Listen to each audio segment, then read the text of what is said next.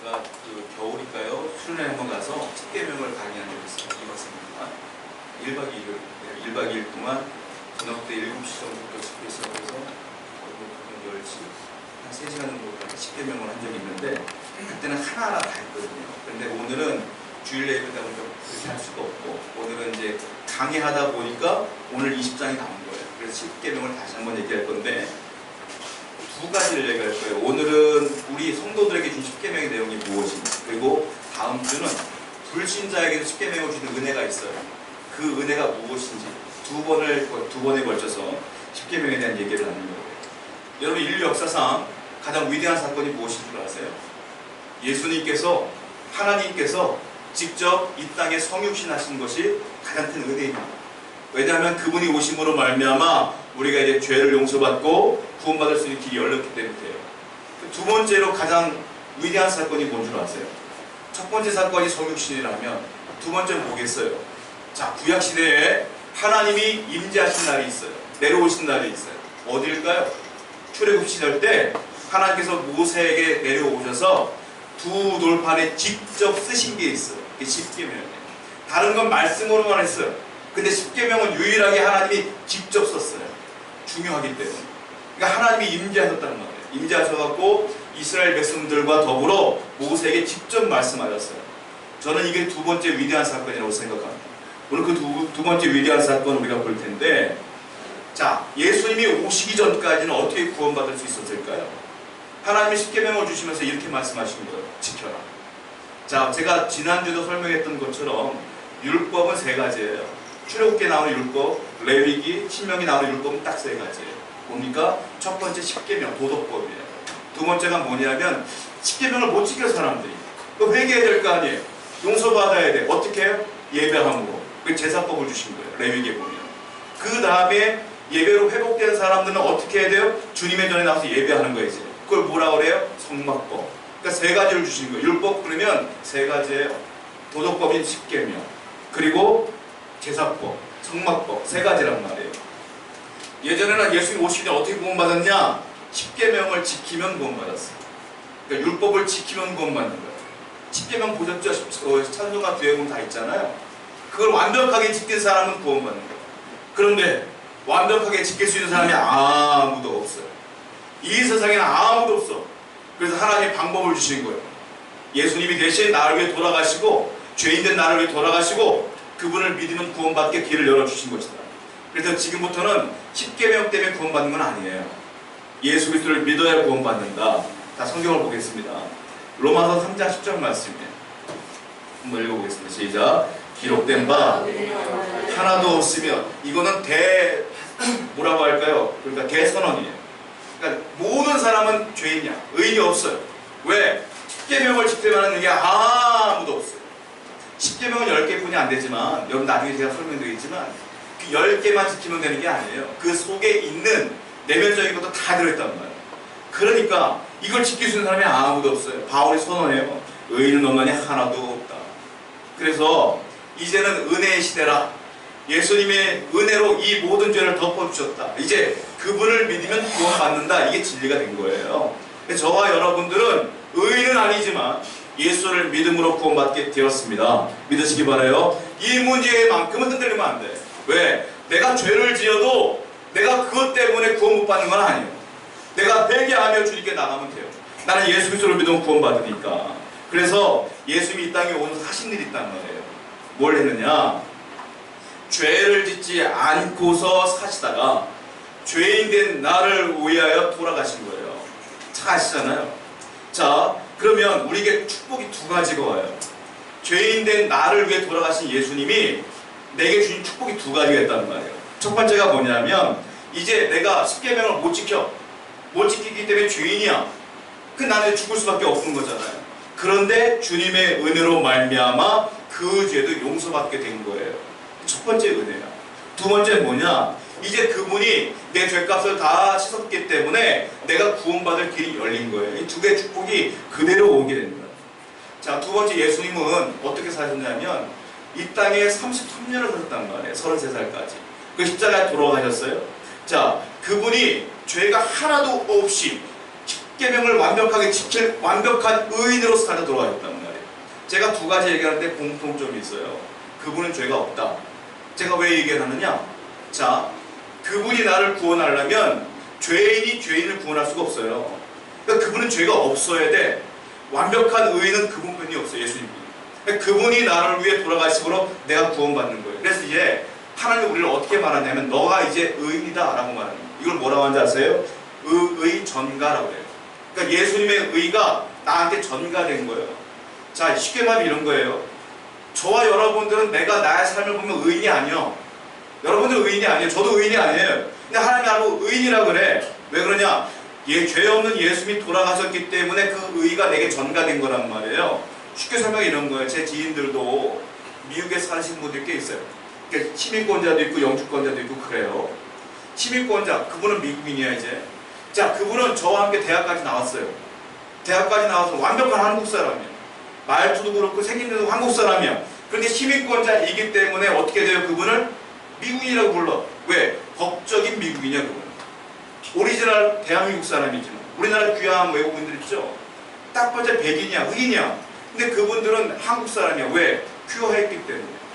자, 여기서 말하는 의는 뭐냐면 내가 의인이 됐다는 게 아니에요. 하나님이 예수님 때문에 이제 법적인 의인이라고 칭해주는 거란 말이에요. 우리. 그러니까 이걸 의의 전가, 다른 말로 칭의, 의인이라 불렀다 이거예요. 어떻게 불러요? 이신칭의, 예수 그리스도를 믿음으로 칭함을 받게 된 거예요. 그래서 저와 여러분들은 의인이 되었기 때문에 이제 구원받을 수가 있는 존재가 된 거다 이거예요. 자, 그런데 지금 십계명 얘기하는데 구원의 얘기를 한단 말이에요. 그러므로 십계명을 지키지 못한다, 죄를 지었다고 했을 때 여러분 고민하지 마시고 빨리 예수를 믿어야 돼. 예수를 빨리 믿어야지 빨리 구원받아. 그러니까 예수 믿는 게 얼마나 축복된 건지 몰라요. 그러니까 여러분들은 축복된 삶을 살고 있다. 제가 지난주에 설명했을 때 세대주의라는 신학을 얘기했어요. 세대주의는 이단들이 참 좋아하는 신학이에요. 왜냐? 그 사람들은 율법 폐기론자거든요. 율법 필요 없다. 구약 필요 없다. 십계명 필요 없다. 왜? 이제 주님의 은혜 안에 있으니 다 용서받았다. 좋은 말 같잖아요. 그러니까 사람들이 거기에 홀딱 반했어요. 20세기에 한국교 다 홀딱 반했어요. 그렇구나, 그렇구나. 여러분, 가만 보세요. 십계명 중요시합니까, 사람들? 별로 중요하게 여기지 않아요. 내가 못 지키는 건 당연해. 주님이 다 용서해 주셔. 그 사람들이 그렇게 얘기하면서 뭐라고 말하냐면 율법 폐기론을 주장한단 말이에요. 자, 여러분 그걸 기억하셔야 돼요. 내 안에 10계명을 거부해. 부담스러워해. 그 10계명 없어도 되지 않겠어? 이런 모든 것들은 내 죄의 본성이 그렇게 날 요구하는 거예요. 난 죄인이니까, 의인이 아니니까. 내 죄의 본성이 이걸 못 따라가. 그러니까 이거 필요 없는 거 아니야 라고 하는 거예요. 하나님의 뜻은 10계명 폐기하는 한 번도 없어요. 성경 어디나 보세요. 왜 십자가의 10계명이 성경에 기록되어 있고 왜 찬송가도 있습니까? 폐기된 적이 없어요. 근데 많은 사람들이 그걸 오해한단 말이에요. 10계명은 중요하다. 오늘 10계명 얘기이기 때문에. 그러면 저와 여러분들 하나님 믿는 사람들인데 이 성도들에게 이 10계명은 어떤 의미일까요? 이게 이제 중요하단 말이에요. 자, 첫 번째, 예수님은 단 한 번도 율법을 폐기한 적이 없습니다. 분명히 아셔야 돼요. 자, 우리가 구약성경 율법 폐기해서 구약성경 읽을 필요가 없는 거예요. 구약은 다 율법이니까. 근데 우리가 구약을 읽어요. 예수님이 율법 폐기한 적이 없어요. 성경 보겠습니다. 마태복음 5장 17절과 18절입니다. 자, 한번 읽어보겠습니다. 시작. 내가 율법이나 십자가를 폐하려는 줄을 생각하지 말라. 진실로 너에게 이르노니 천지가 없어지기 전에는 율법이 1.1획도 결코 없어지지 아니하리라. 뭐라고 그래요?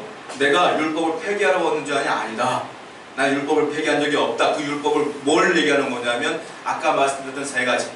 십계명, 제사법, 그리고 성막법. 그 중에 여기서 말하는 건 십계명 말하는 거예요. 내가 십계명 폐하러 온 적 없다. 그리고 또 하나 18절의 말씀은 그 뭐라고 했어요? 율법, 즉 십계명의 1.1획도 결코 없어지지 아니할 것이다. 여러분, 그러므로 율법 폐기론자는 다 이단이에요. 여러분들이 알고 있는 이단들, 특히 대표적인 거 얼마 전에 뭐 이슈가 됐던 뭐 구원파 이런 분들 다 율법 폐기론자였죠. 막사로 된다 우리 구원만 받으면 돼 이런 사람들이죠. 여러분 분명히 예수님이 말씀했어요. 나는 율법 폐기한 적 없다. 율법은 1.1획도 결코 없어지지 아니할 것이다 라고 말했어요. 또 성경을 볼게요. 마태복음 22장 37절부터 40절입니다. 시작. 예수께서 이르시되 네 마음을 다하고 목숨을 다하고 뜻을 다하여 주 너희 하나님을 사랑하라 했으니 이것이 크고 첫째 되는 계명이요 둘째도 그와 같으니 네 이웃을 네 자신같이 사랑하라 했으니 이 두 계명이 온 율법과 선지의 강명입니다. 10계명은 1계명부터 4계명까지는 하나님을 사랑하라요. 요약합니다. 예수님 요약해 주신 거예요. 5계명부터 10계명은 누구를 사랑하라? 이웃을 사랑하라. 이웃에 관한 거예요. 10계명은 두 가지로, 두 돌판이에요. 첫 번째 돌판은 하나님에 관한 것, 두 번째 돌판은 이웃에 관한 것이기 때문에 예수님이 요약해 주신 거예요. 자, 그 말은 무슨 말이에요? 10계명 중요하다는 거예요. 예수님께서 분명히 이렇게 말씀했어요. 하나님 사랑하라, 이웃 사랑하라. 이 말은 곧 율법을 지켜라. 10계명 지켜라. 이 말이란 말이에요. 두 번째로 우리가 기억해야 될 게 있어요. 자, 그런데 우리가 기억해야 될 게 있는데 10계명을 지킴으로 구원받는 건 안 돼요. 구원할 능력은 10계명에는 없어요. 율법에는 구원할 능력은 없어요. 이거 분명히 아셔야 돼요. 내가 율법을 완벽하게 지켜서 도덕적인 사람이 되어서 구원받아 안 돼요. 세상 사람들이 아무리 도덕적으로 완벽해도 구원 못 받아요. 10계명은 구원받는 능력이 없어요. 근데 얘 왜 십자가 10계명을 지키려고 하느냐? 자, 다른 이유가 있기 때문에 10계명의 목적은 구원하려고 주신 게 아니에요. 뭐냐면 성도들의 삶의 기준을 정해주신 게 10계명이다. 축복의 기준점을 정해준 게 10계명이다. 그러니까 10계명을 지키면 성도로서 성결하게 사는 거예요. 10계명을 지키면 축복된 삶을 사는 거예요. 못 지키면 축복이 없어요. 그 기준점으로 제시하는 것이다. 신약을 사는 우리가 어떻게 할까요? 10계명 버려야 될까요? 아니에요. 똑같다. 10계명은 구원할 능력은 없대요. 우리 예수 그리스도를 믿음으로 구원받으니까. 대신에 예수 믿는 우리에게는 분명한 기준점이다. 성도의 삶의 기준점이다. 이걸 분명히 아셔야 돼요. 그래서 우리는 지켜야 되는 거예요. 안 지키면 다른 이들과 별 볼 차이가 없는 거예요. 성경 말씀 보겠습니다. 자, 로마서 말씀 볼게요. 로마서 8장 13절 말씀. 시작. 너희가 육신대로 살면 반드시 죽을 것이로되 영으로서 몸의 행실을 죽이면 살리니. 자, 이게 율법의 말씀으로 정의시키면 이렇게 되는 거예요. 육신대로 살면이라는 게 뭐냐면 네 맘대로 살면. 하나님의 기준점 없이 네 맘대로 살면 이게 이 말이에요. 그러니까 그렇게 되면 어떻게 된다고요? 죽는다. 그런데 영으로서 몸의 행실을 죽인다. 내 본능을 죽이고 죄의 본성을 죽이며 하나님의 기준대로 살면 산다 이거예요. 그 기준이 뭐냐? 그게 율법이 10계명이라는 거예요.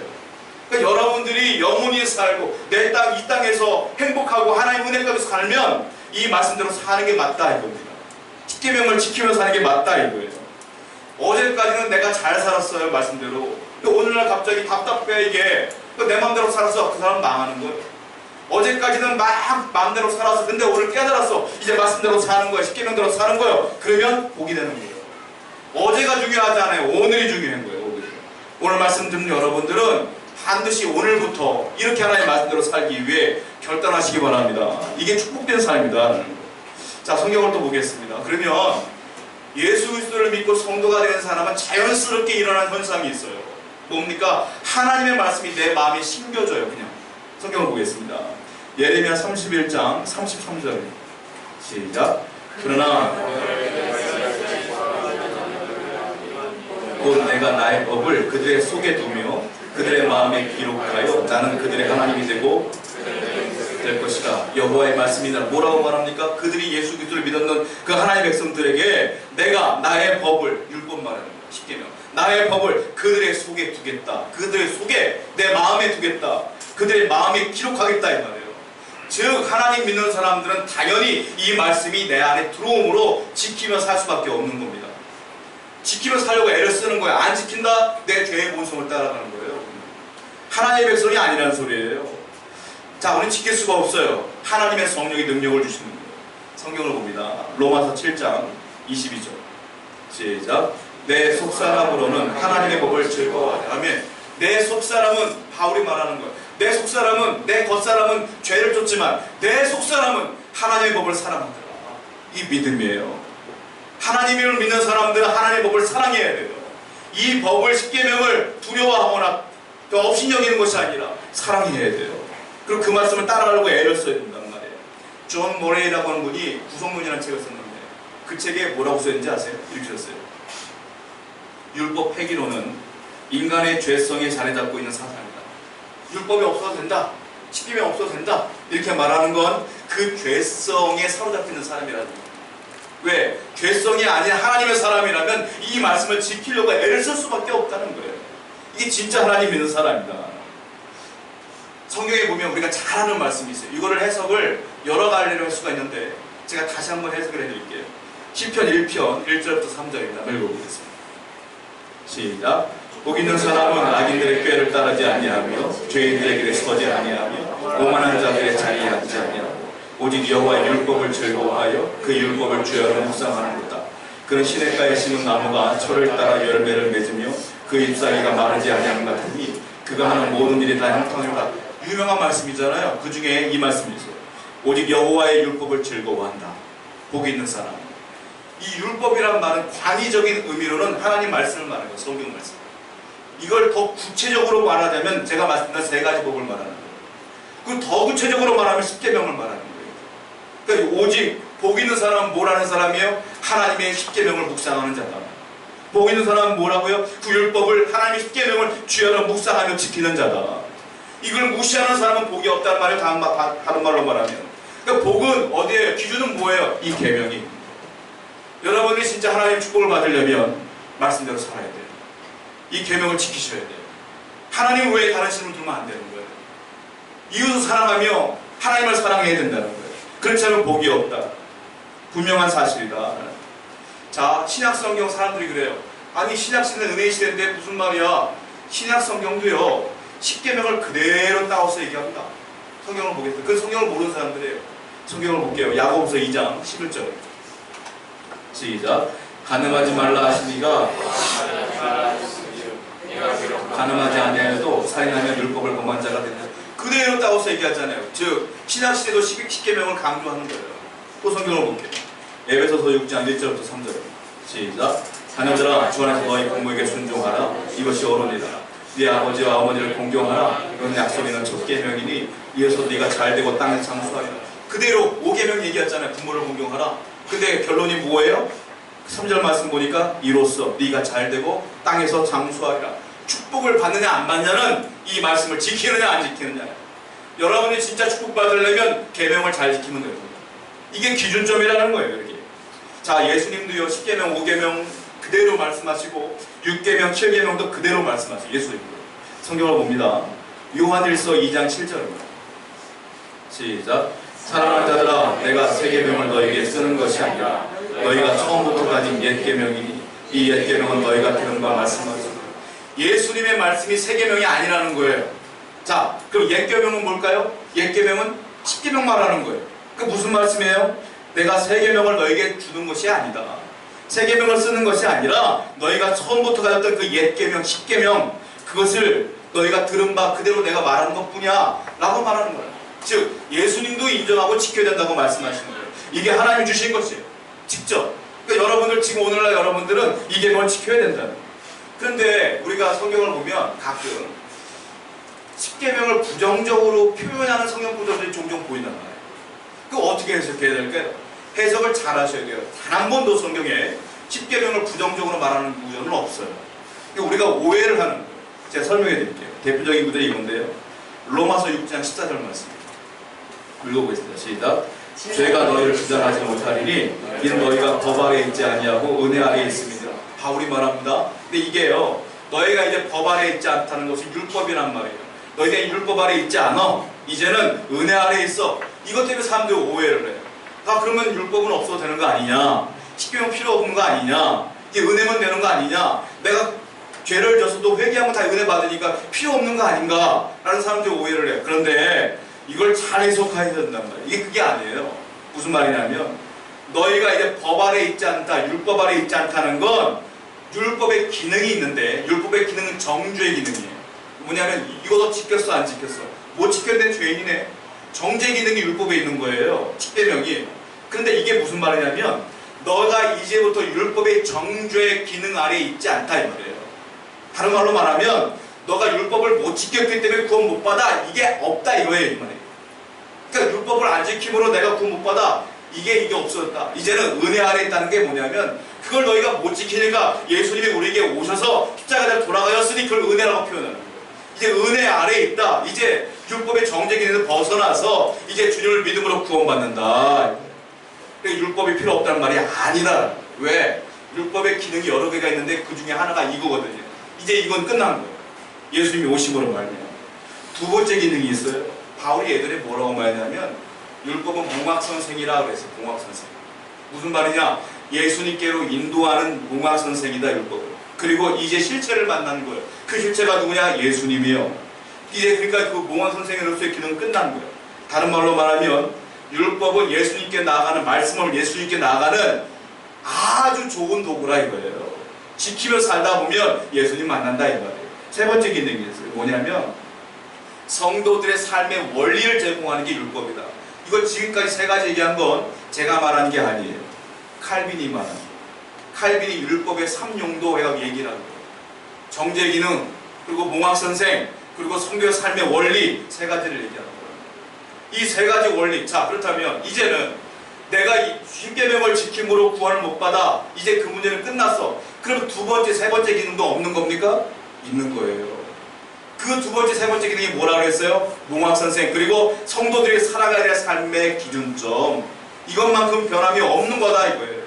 그래서 우리는 말씀을 지켜야 된다. 성경을 보겠습니다. 또 바울이 또 오해할 만한 말씀을 또 했어요. 갈라디아서 2장 19절입니다. 시작. 내가 율법으로 말미암아 율법에 대하여 죽었나니 이는 하나님께 대하여 살려 합니다. 율법에 대해 죽었대요. 그러니까 사람이 또 오해를 해. 아, 그 율법이 죽었네. 하나님만 믿으면 되겠네. 우리는 그냥 하나님 믿으면 되겠구나라고 생각해. 그것도 잘못돼요. 왜냐? 율법에 대해 죽었다는 건 뭐냐면 바울은 원래 이름이 뭡니까? 사울이에요. 사울. 사울이 예전에 예수님이 내가 메시아다 했더니 무슨 말이야? 우리 율법을 지킴으로 구원받는 사람들이야 라고 해서 예수님을 죽이려고 했던 사람이 바울이었잖아요. 그 사람이 율법주의자예요. 그 사울이 율법을 지키려고 어릴 적부터 애를 썼단 말이에요. 그리고 나중에 예수님 만나서 바울이 되었고 그분이 예수님 위에 살다 돌아가셨잖아요. 그분이 뭐라고 말하는 거냐면 내가 율법주의자로서 율법을 지키려고 어릴 때부터 했으나 십계명을 지키려고 했으나 네 이웃을 뭐 간음하지 말라 이런 율법이 있잖아요. 근데 내가 생각해봐도 여자를 만나고 남자를 만나도 음욕을 품더라 이거 자기가. 그러니까 간음하지 말라고 자기가 못 지킨 거예요. 그러니까 자기가 지키려고 애쓰는 못 지킨 걸 깨달아요. 그래서 고백한 게 뭐냐면 내가 율법에 대해 죽었다. 무슨 말입니까? 이제는 내가 율법으로 의인되려고 했던 모든 지도를 내가 포기한다 이 말이에요. 그래서 율법에 대해 죽었다 이 말이에요. 이게. 나는 율법에 대해 죽었다. 대신에 하나님에 대해 살려 합니다. 하나님이 나를 구원해 줬다. 똑같은 말이에요. 구원에 관한 얘기다.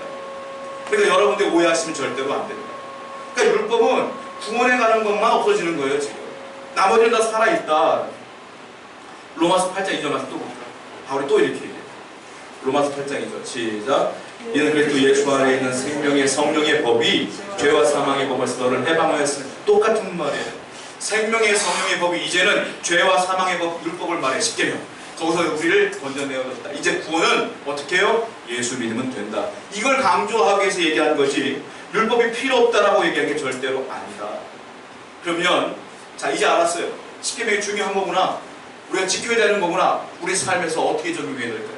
10가지만 지키면 됩니까? 십계명이 10가지 있으니까 아니에요. 예수님은 뭐라 그랬어요? 내가 율법을 폐하러 온 것이 아니라 완전하게 하려고 그랬잖아요. 예수님이 치안경에 뭐라고 말했냐면 그 율법을 이야기할 때 또 다른 얘기를 첨가해서 말씀하신 게 있단 말이에요. 그래야 율법이 완성되어지는 거예요. 뭡니까? 그게 대표적인 그거예요. 자, 십계명은 보여지는 것만 지키면 되는 게 아니라 뭡니까? 보여지지 않는 것, 내적 동기가 중요하다. 예수님이 뭐라고 말했어요? 살인하지 말라. 여기 살인한 분 없잖아요. 사람 죽인 적 없잖아요. 우리 십계명 완벽히 지켰어. 그거 아니라는 거예요. 예수님께서 뭐라고 말했어요? 야, 살인하지 말라고 했지 네가 지켰다고 교만하냐? 아니다. 이웃을 미워하는 것도 살인이다 그랬어요. 예수님께서 율법을 보완하시는 거예요. 완벽하게. 그러니까 내적 동기가 뭐예요? 이웃을 미워하면 내가 살인하지 말라를 범죄하는 거예요. 여러분이 미워하지 않는 경우가 어디 있어요? 다 미워하고 살지. 그러니까 우리 늘 죄인이라고 얘기해야 된다는 거예요. 그러니까 우리는 어떻게 받아들여야 되느냐? 내적 동기까지 봐야 된다. 도둑질하지 말라. 난 도둑질한 적이 없어요. 당당한 분들이 있어요. 아니에요. 남의 물건을 보고 저 갖고 싶다. 탐심이 가는 것도 도둑질이라고 그래요. 예수님께서. 그러니까 죄인이야 다 우리는. 간음하지 말라. 지나가는 남자 여자 보고 흑심 안 푸는 사람 어디 있어? 다 있지. 그거 다 간음이라는 거예요. 그러므로 주님 앞에 늘 회개하면서 살아라. 이렇게 받아들여야 됩니다. 두 번째, 십계명은 소극적인 명령뿐만이 아니라 적극적으로도 우리가 지키려고 애를 써야 돼요. 소극적인 거 예를 들자면 이런 거예요. 너는 나 외에 다른 신을 두지 말라. 나는 하나님 믿으니까 괜찮아. 끝나면 안 돼. 이 속에 포함된 내용이 있어요. 뭡니까?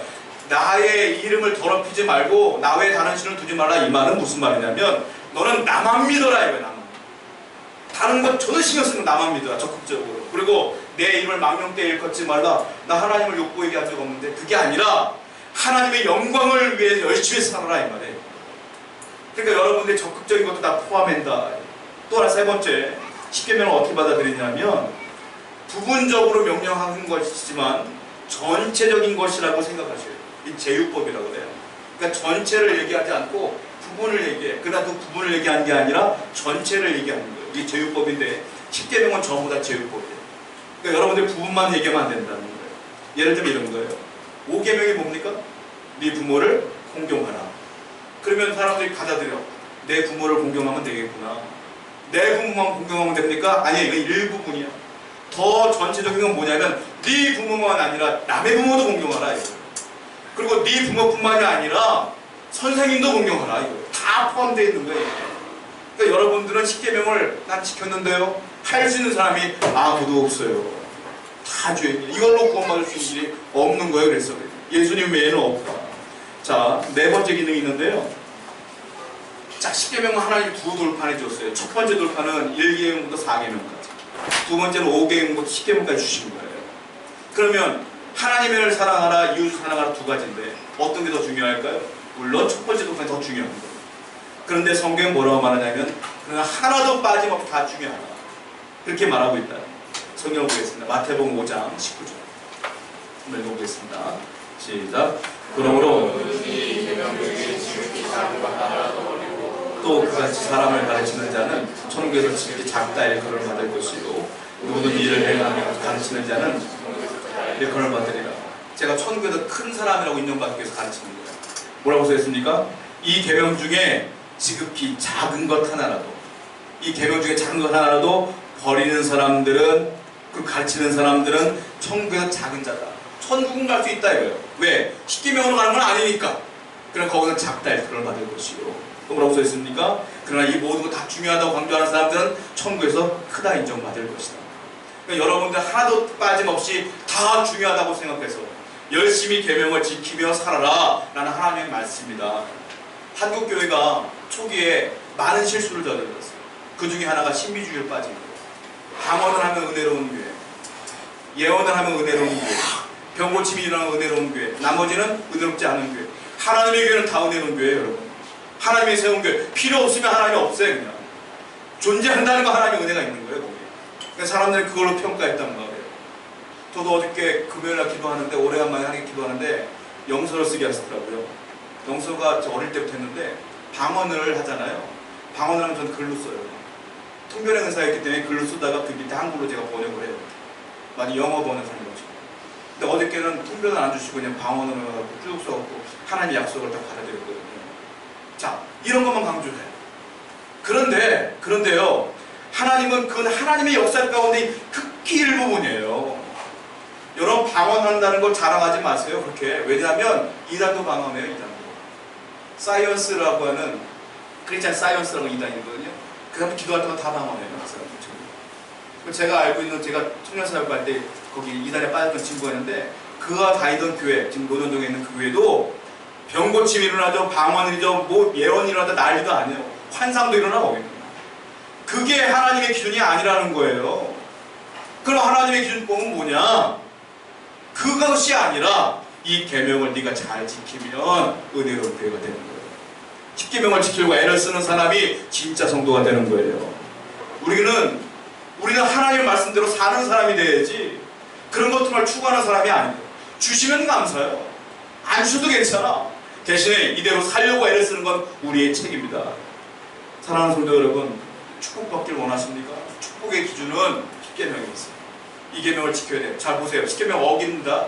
자, 분명히 간음하지 말라, 살인하지 말라, 도둑질하지 말라고 했어요. 도둑질해, 내 마음대로 살아. 하나님도 믿었다, 딴 것도 믿어. 복을 주겠어요, 하나님? 안 주죠. 근데 그대로 살려고 하는 사람에게 축복을 주는 거예요.